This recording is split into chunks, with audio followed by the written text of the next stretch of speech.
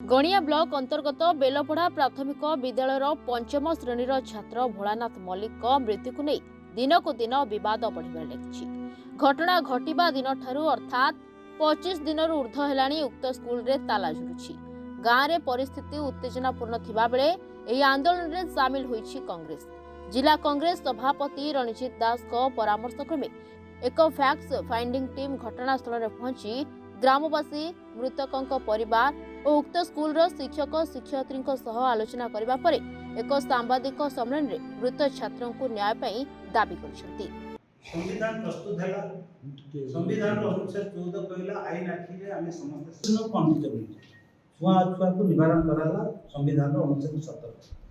किंतु दुखर कथा वर्ष 77 वर्ष होगा जाउछि तथापि शिक्षित समाज रे शिक्षयित्री माने कहउचंती जे तमे माने शौचालय व्यवहार करि परिबो नहीं कारण तमे माने अनुसूचित जाति कि आदिवासी पिला तमे जाओ भाषा धारार प्रतिफल आपको हमें जितने बड़ा भाषा निंदा करें ता कम है।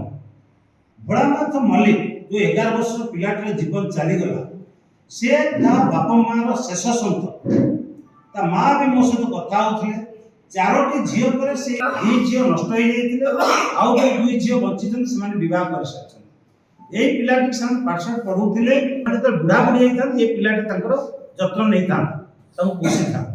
किंतु दुखर विषय ए जो दुई जन शिक्षयित्री सब थिले मनीषा दल बेहेरा एवं शैलबाला साहू सेमानकर मध्ययुगीय चिंता पुलिस अरेस्ट करी पत्रा उतरा करू से ऊपर ही मार मिलिबो ए गोटे 11 वर्ष पिलार जीवन चली। नयागढ़ मानस कुमार साहू को रिपोर्ट रिपोर्टर्स टुडे।